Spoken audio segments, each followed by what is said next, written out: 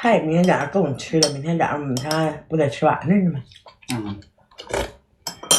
没多少，我得给我带出来。带出来呀，万一有。那行。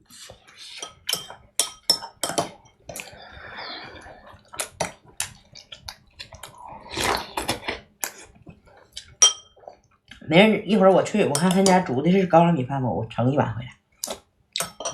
明天你吃高粱米饭呢？盛你那碗吧。不是，要不他搁那嘎达他也不往家端。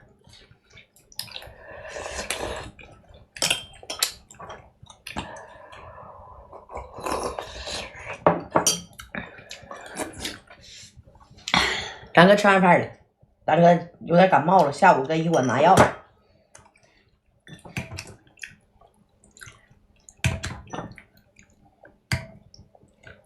他接孩子应该是先吃的。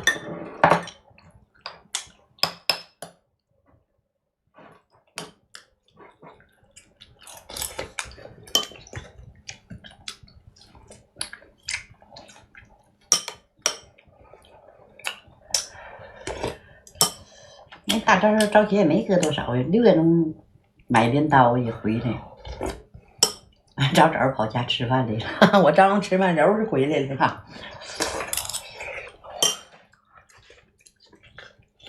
我早起机房这大长的9个钟，搁老头回来了。油饼去了，好吃。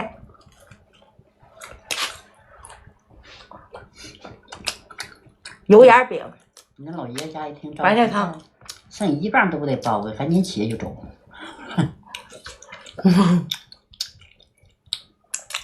欢迎蓉蓉姐。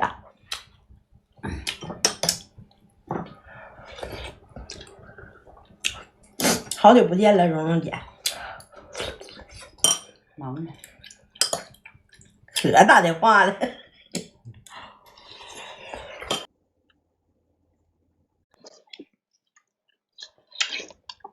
哎，我打电话你能听到吗？没有啊。看了。没有听到。我说我在接电话，你能听见吗？听不见。哦，没听着那就行。我以为我接电话你们都听着了，就没有秘密了。听不见。那我问你吃饭没有？在接电话。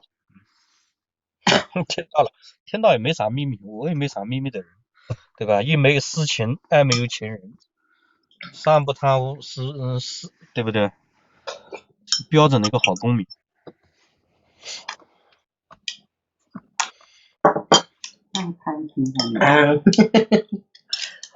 是不是？那我叫声老公让大哥，爸不是猪六六。